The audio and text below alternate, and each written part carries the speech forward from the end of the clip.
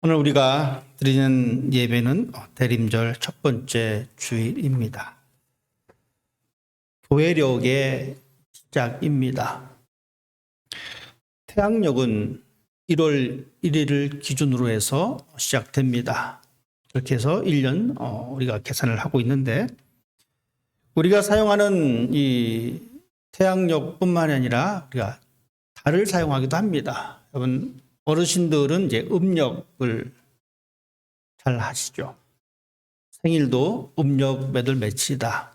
그러면 젊은 사람들은 헷갈려 합니다. 도대체 왜 생일이 왔다 갔다 하느냐. 달을 기준으로, 달을 기점으로 이렇게 합니다. 그래서 농사를 짓는 분들도 그렇게 절기를 나누어서 생활을 하고 있습니다.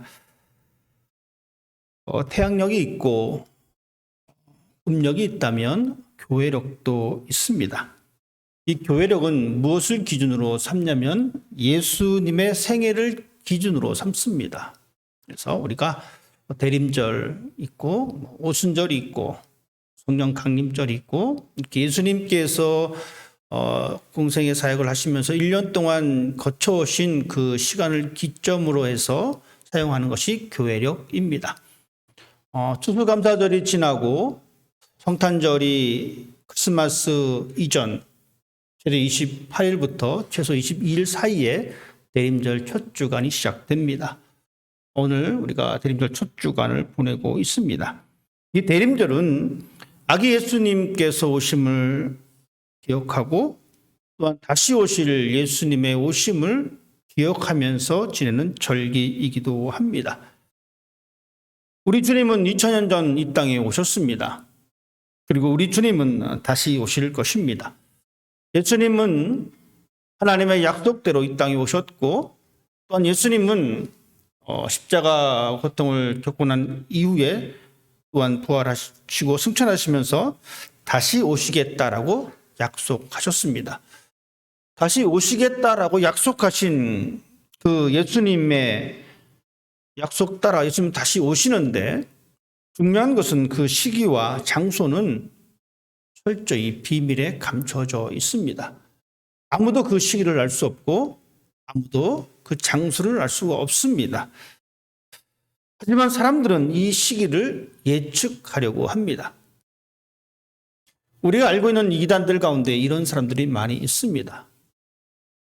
결코 예수님의 다시 오심을 우리는 알 수가 없습니다. 하지만 분명한 것은 우리 주님 다시 오십니다. 그 다시 오실 때, 그때가 언제이냐면 바로 환난의 때입니다.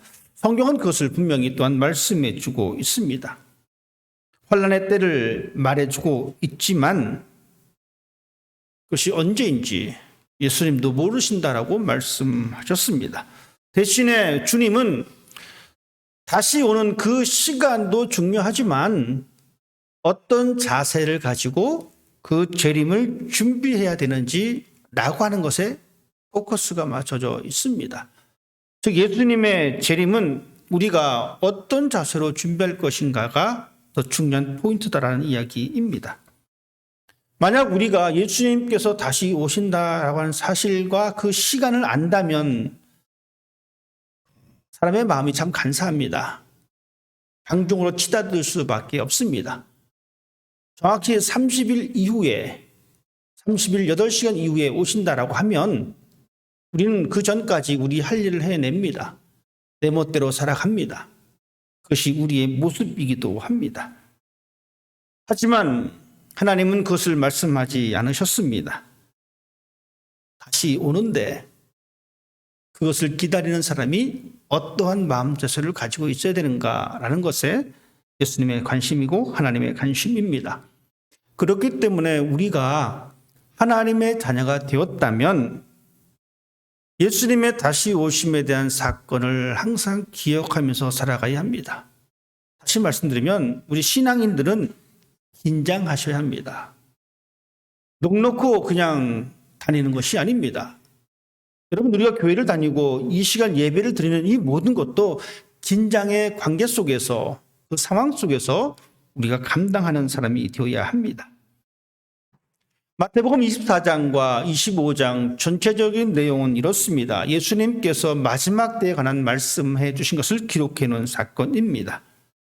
24장 전반부에는 종말의 징조에 대해서, 24장 후반부에는 종말을 맞이하는 성도들의 자세에 대해서 우리에게 설명해 주고 있습니다. 그러면서 성경은 말합니다. 재림으로 인한 세상의 끝은 하나님의 주권이다라고, 하나님께서 모든 것을 감당하신다라고 말씀해 주고 있습니다. 종말의 때를 예측할 수가 없습니다. 아까 말씀드렸듯이 어떤 사람들이 이것은 예측하려고 합니다. 하지만 이것은 전혀 예측할 수 없는 상황입니다. 단지 우리가 아는 것은 이 종말의 때에 나뉘어진다는 이야기입니다. 영원한 생명과 영원한 벌로서 나뉘어집니다. 이러한 종말의 때는 오직 하나님만 아십니다. 그러시면서 예수님께서 말씀하십니다. 노아의 때를 기억하라라고 말씀하십니다. 두 사람이 있는데 한 사람만 데려가고 한 사람은 남겨진다라고 말씀해 주고 있습니다. 예수님께서는 종말의 징조에 대해서 말씀하시면서 무화과 나무 열매를 설명해 주셨습니다. 그러시면서 말씀하시기를 반드시 이 종말이 있는데 잘 준비해야 된다. 우리는 기억해야 합니다. 우리가 준비해야 될 것은 우리의 종말입니다. 하나님의 다시 오심입니다. 그렇지만 아직 그것은 이루어지지 않았습니다. 오직 하나님 아버지만 아십니다. 오늘 본문은 마태는 우리들에게 특별히 강조하고 있습니다. 그러나 그날과 그때는 아무도 모른다라고 말씀해 주고 있습니다. 하지만 그날과 그때는 이 세상의 마지막입니다. 예수님의 오심은 이 세상의 마지막을 이야기합니다. 예수님께서 오신 이 세상의 마지막은 우리가 생각하는 모든 것이 끝나고 단절되는 사건이 아닙니다. 모든 것이 새롭게 만들어지는 시간입니다. 그 시간이 반드시 존재합니다. 여러분, 그 시간은 하나님께서 하나님의 백성들을 구원하시는 사건입니다. 다시 말씀드리면 이 마지막 때는 새롭게 만들어지는 것인데 무엇이 만들어지냐면 하나님의 질서가 다시 만들어지는 시간입니다. 하나님의 질서가 파괴되었습니다. 그래서 우리는 이 땅의 삶을 참으로 힘들게 살아가고 있습니다. 우리 주님은 이 땅에 다시 오실 때에 그 순간이 바로 하나님의 질서가 다시 회복되는 시간이다라고 우리에게 말씀해 주고 있습니다. 이 말은 하나님의 생명이 완성되는 시간입니다. 우리에게 있는 이 하나님의 생명이 여전히 우리는 불완전한 가운데 살아가고 있습니다. 그렇기 때문에 이 세상은 수많은 고통과 아픔 속에 여전히 허덕이고 있습니다. 그렇지만 예수님께서 다시 오신다면 하나님의 생명이 완성되는 시간이요, 하나님의 질서가 완전히 세워지는 시간입니다. 여러분, 우리는 이것을 기다리는 사람입니다. 오늘 마태는 예수님께서 말씀하신 것을 그렇게 기록해 주고 있습니다. 예수님께서 이렇게 말씀하셨다라고 이야기합니다. 노아의 때와 같이 인자의 임함도 그러하리라. 창세기 7장부터 나타난 이 노아 사건을 말씀해 주고 있습니다. 사람들은 자신의 일상에 따라서 살아갔습니다. 그들이 금방 다 죽을 운명이 그 앞에 있었음에도 불구하고 그들은 알지 못하고 그들의 삶을 살아냈습니다. 말씀합니다. 사람들이 먹고 마시고 장가들고 시집가고 있었다. 그들은 일상적인 삶을 살아냈습니다. 때로는 이것이 우리의 삶의 목적일지도 모릅니다. 먹고 마시고 장가가고 시집가고 당연한 우리의 모습이기도 합니다. 당연한 삶을 살아가는 그 시기에 우리 주님은 물로써 이 세상을 심판하셨습니다. 사람들에게 노아는 말했지만 사람들은 노아의 이야기에 귀를 기울이지 않았습니다. 오랜 시간 동안 노아는 배를 만들었습니다. 사람들은 그 배가 완성되는 것을 보면서조차도 노아의 말에 귀를 닫아 버렸습니다. 그냥 무시해 버렸습니다. 사람들이 먹고 마시고 장가가고 시집가고 한 이 생활, 여러분, 우리도 이 생활 속에 살아가고 있습니다. 우리의 삶도 다르지 않습니다. 먹고 마시고 생각하고 이것이 우리의 삶의 모습입니다. 그들과 전혀 다르지 않습니다. 분명한 것은 그렇게 살아가고 있는 그때에 우리 주님이 다시 오신다라는 이야기입니다. 문제는 뭐냐면 노아 당시의 사람들은 자신의 일에만 집중했습니다.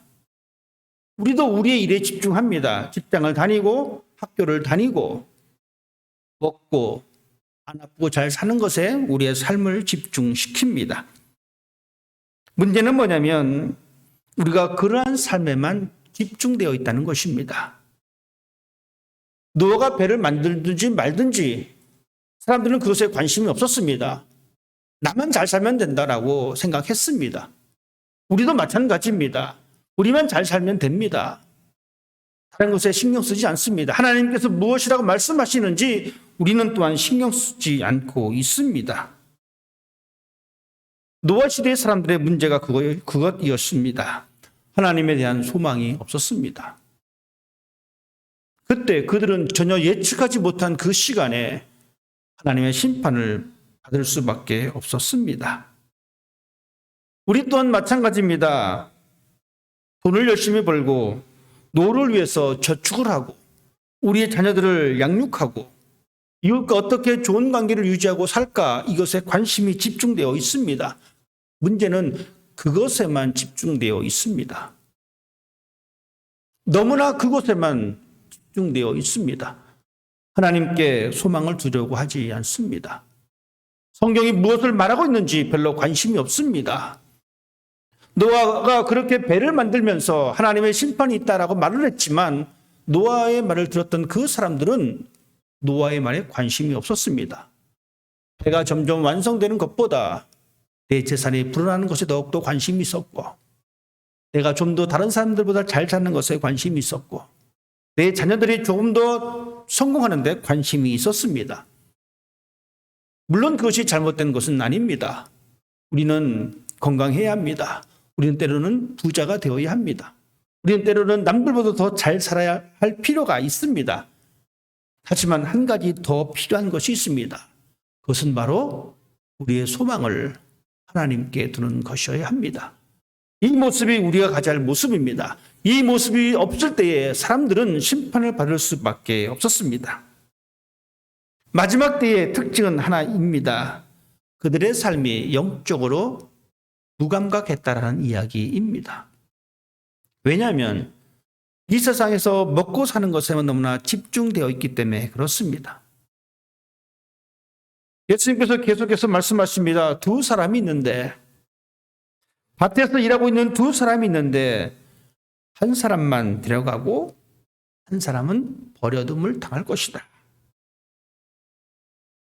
같이 한 공간에서 맷돌을 갈고 있는데 한 사람은 데려감을 당하고 한 사람은 버려짐을 받을 것이다. 두 사람이 공통의 목표를 가지고 나아갔지만 그들의 방향이 완전히 바뀌어 버렸습니다. 그들의 방향이 완전히 바뀌어 버렸습니다. 버려둠과 데려감입니다. 그들의 행위가 무엇을 했느냐가 중요한 것이 아닙니다. 데려감과 버려둠의 결정적인 차이는 하나님이십니다. 오직 심판자이신 하나님께서 모든 것을 결정하십니다. 그러시면서 말씀하십니다. 그렇기 때문에 깨어 있으라. 어느 날에 데려가고 어느 날에 남겨두는 일이 벌어질 것이다 라고 말씀해 주고 있습니다. 우리 주님은 우리에게 말씀하십니다. 주님이 다시 오실 그 날을 준비하고 있으라. 예수님께서는 이 말씀을 하시면서 하나님의 절대적인 사건을 말씀해 주고 있습니다. 말씀드렸다시피 데려간다라고 하는 것은 하나님의 주관입니다. 그 하나님의 절대적인 사건입니다. 그 사건 앞에 준비하라고 말씀해 주고 있습니다. 만약에 준비가 되지 않으면 홍수처럼 쓸려가게 될 것이고 만약에 준비되지 않으면 한 사람처럼 버려둠을 당하게 될 것이다 라고 이야기하고 있습니다. 어떻게 우리가 준비할 수 있을까요? 성경은 우리에게 깨어 있으라라고 말씀해 주고 있습니다. 도둑이 언제 올지 모르니 깨어 있으라라고 말씀하십니다. 깨어 있는 사람만이 주님의 날을 맞이할 수 있다라고 말씀해 주고 있습니다. 우리는 준비해야 합니다. 내 인생에서 하나님께서 이 땅에 오시는 것을 준비해야 합니다. 언제 준비해야 합니까? 여러분 언제 준비하시겠습니까? 날짜를 미리 알면, 시간을 미리 알면 그때 가서 준비하면 좋을 텐데 우리는 그 시간을 알지 못합니다. 그렇기 때문에 우리는 지금이라도 준비하셔야 합니다. 월드컵 시즌입니다. 각 나라마다 축구를 좋아하는 사람들이 이 월드컵에 상당히 관심이 많습니다. 한국도 지난주에 우루과이와 축구를 했습니다. 잘 했습니다. 이겼으면 좋았을 텐데 아쉽게도 비겼습니다. 다음 경기를 우리가 또 응원을 해야 합니다. 내일인가요? 응원을 해야 합니다. 자, 그런데 우리가 월드컵을 생각해 보실 때에 월드컵에 출전하는 그 선수들이 언제부터 그 월드컵을 준비할까요? 월드컵은 4년마다 열립니다. 그러면 4년 전부터 준비를 할까요? 구경꾼이 입장에서는 월드컵 시즌만 되면 구경하면 됩니다. 방송을 틀어놓고 우리 편이 잘하는지 누가 우승을 하는지 보면 되지만 정작 선수라면 4년 전부터 준비한다? 늦었습니다. 여러분 생각해 보십시오. 지금 축구 선수가 되기 위해서 꿈꾸는 어린 아이들이 있습니다. 이 아이들은 축구를 시작하면서 공을 차면서 꿈을 갖습니다. 내가 반드시 월드컵에 내가 나갈 거야. 은서가 있는데 은서가 생각하기를 나 월드컵 나갈 거야. 이런 생각을 하지 않을 겁니다. 왜? 은서는 공을 차지 않으니까. 그런데 은서가 어느 순간부터 공을 차기 시작합니다. 엄마 나 축구하고 싶어. 사커 가고 싶어 해서 공 차기 시작합니다. 그러면 그때부터 은서는 월드컵을 생각을 합니다. 월드컵을 나가는 선수들은 어릴 적부터 준비합니다. 공을 탈 때부터 준비합니다. 4년 전에 준비하는 것은 이미 늦어버렸습니다. 우리 신앙도 마찬가지입니다. 우리가 하나님의 은혜로 하나님의 자녀가 되었습니다. 하나님은 우리가 분명히 다시 오신 이 사건을 말씀해 주고 있습니다. 그럼 우리도 하나님의 자녀된 그 순간부터 예수님의 다시 오심을 준비하는 사람이 되어야 합니다. 그때 비로소 우리는 그 잔치에 참여할 수가 있습니다. 예수님께서는 다시 오신다라고 말씀하시면서 우리에게 깨어 있으라라고 말씀해 주고 있습니다. 그리고 그 방법에 대해서도 말씀해 주고 있습니다. 우리가 말씀 읽지 않았지만 이 25장에 보면 10처녀에 대한 비유가 나옵니다. 어리석은 5명의 처녀들은 등만 준비합니다. 지혜로운 5처녀는 등과 기름을 준비합니다. 깨어있는 사람이 보여주는 이 모습입니다. 우리는 다시 오시는 우리 주님을 깨어있는 자세로 준비하고 기다려야 합니다. 깨어있다라고 하는 이 말에 반대말이 있습니다. 여러분 무슨 말입니까? 잔다는 겁니다. 지금 눈 뜨고 이렇게 앞을 쳐다보면서 서로 이야기하는 것이 아니라 그냥 눈 감고 딴 세상에 있다는 것이죠. 존다는 겁니다. 이 말은 대화가 불가능합니다. 여러분 자는 사람하고 혹시 이야기해 보셨어요? 잠꼬대 하시는 분들하고 이야기해 보셨어요? 물론 잠꼬대 하시는 분들이 있습니다. 여러분 그분들과 이야기하면 참 재밌습니다. 이상한 말 던지면 대답을 하긴 하는데 그 다음날 물어보면 전혀 기억을 못합니다. 제가 신학교 다닐 때 같이 살던 그 룸메이트가 조용한 시간에 자고 있는데 막 저한테 말을 거는 거예요. 제가 대답을 해줬어요. 대답해주고 몇 마디 오갔어요. 근데 그 다음날 물어보니까 전혀 기억을 못하더라고요. 즉 그것은 대화가 아니었습니다. 그것이 바로 잠꼬대입니다. 여러분 자고 있는 사람은 대화가 불가능합니다. 자고 있는 사람은 먹는 것조차도 불가능합니다. 가끔 가다가 우리 아이들이 이렇게 졸면서 먹는 경우가 있습니다. 근데 그 음식을 다 먹지 못합니다. 그냥 졸다가 입에 물고 그냥 잠이 들어 버립니다. 소통할 수 없는 그러한 상황입니다. 예수님께서 말씀하십니다. 그날을 준비해야 하는데 깨어 있어야 된다. 여러분, 깨어 있다는 것은 잠을 자지 않는다는 겁니다. 이 말은 영적으로 깨어 있다는 것입니다. 대신에 기독교인이 잔다라는 것은, 기독교인이 졸고 있다는 것은 영적으로 죽었다는 이야기입니다. 우리 가운데 영적으로 죽어 있는 사람이 있을 수도 있습니다. 근데 별로 인정하려고 하지 않습니다. 내가 그래도 교회도 다니는데 착하게 살고 하나님께 기도도 하는데 내가 왜 영적으로 죽어 있어? 인정하기 힘듭니다. 하지만 여러분 생각해 보십시다. 내가 비록 하나님 앞에 나와서 예배드리지만 하나님과 깊은 교제가 없다면 우리는 졸고 있는 겁니다. 우리는 자고 있는 겁니다. 즉 영적으로 죽어 있는 상태입니다. 왜냐, 하나님과 대화가 불가능하기 때문에 그렇습니다. 내가 하나님께 기도는 하지만 일방적인 통보일 뿐입니다. 자기 할 말만 하고 가버리는 사람들 뿐입니다. 깨어있다는 것은 대화가 가능하다는 것입니다. 교제가 가능하다는 이야기입니다. 이 이야기는 내가 지금 하나님과 함께하는 삶을 살아가고 있는가라는 것입니다. 우리는 하나님의 생명과 연결되어 있어야 합니다. 그것이 바로 깨어있는 사람의 모습입니다. 우리가 예수님의 다시 오심을 준비할 때에 그 상태로 우리는 하나님을 기다리는 사람이 되어야 합니다. 깨어 기다린다는 것은 자신의 삶에 또한 최선을 다하는 사람입니다. 데살로니가 교회의 사람들은 예수님께서 다시 오신다라고 하니까 그들의 모든 삶을 내려놓습니다. 이제 금방 올 텐데 뭐 이렇게 힘들게 살아서 뭐해? 라고 하는 생각을 그들에게 가지고 있었습니다. 그래서 그들은 자신의 삶에 최선을 다하지 않았습니다. 바울은 그것을 책망하고 있습니다. 우리 주님이 다시 오시는데 우리의 삶에서 최선을 다하면서 그 오실 주님을 기다려야 된다라고 말씀해 주고 있습니다. 재림을 예측할 수는 없지만 종말을 포기하거나 무책임한 삶을 살아서는 안 됩니다. 우리는 우리의 일상을 살되 우리 주님의 오심을 준비하는 삶을 살아가야 합니다. 일상의 삶을 살되 하나님과 관계된 삶을 살아가는 사람이 되어야 합니다. 우리도 먹고 마시고 장가들고 살아갑니다. 노아의 시대와 다른 것이 없습니다. 우리는 세상 사람들과 똑같이 살아갑니다. 같이 밥 먹고 돈을 저축하고 건강을 위해서 운동을 하고 노후를 위해서 자녀를 위해서 힘쓰는 삶을 살아갑니다.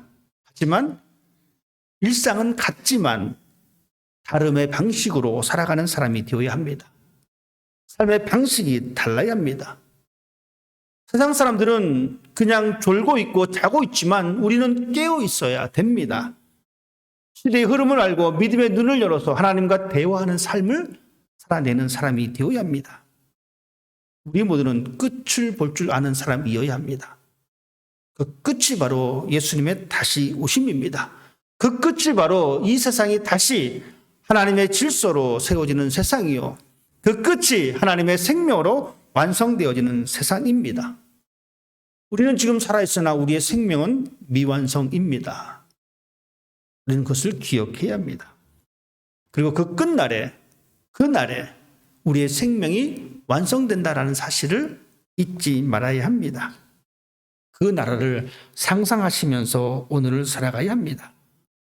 오늘 우리는 하나님과 교제하면서 그 삶을 살아가야 합니다. 때론 지금 우리가 살아가는 삶의 현장이 힘들고 어렵고 불안과 염려 속에 살아간다 할지라도 그 날에 하나님께서 우리에게 오셔서 우리의 생명을 완성시켜 주시고 그 날에 하나님의 질서를 우리 가운데 세워주실 것이라고 하는 이 희망을 가지고 살아가는 사람이 되어야 합니다. 우리 모두는 종말을 맞이합니다. 이것이 우주적 종말이든 개인적 종말이든 우리 모두에겐 종말이 바로 눈앞에 다가와 있습니다. 우리는 끝을 향해 달려가는 우리의 삶의 모습입니다. 그 끝이 있음을 알고 준비할 수 있는 여러분이 되기를 바랍니다. 나중에 내가 하나님과 교제하면서 준비해야지. 그 시간과 그 날은 또 알 수가 없습니다. 오늘 지금 내가 하나님과 관계를 맺으면서 내 삶에 최선을 다해 삶을 살아갈 때에 우리 주님 언제 오시든지 오셔서 우리를 데려가 주십니다. 우리 모두 지혜로운 5 처녀와 같이 하나님과 교제하며 하나님과 관계를 맺으며 하나님과 대화하며 끝날을 준비할 수 있는 여러분이 되기를 주님 이름으로 부탁을 드립니다. 기도하겠습니다.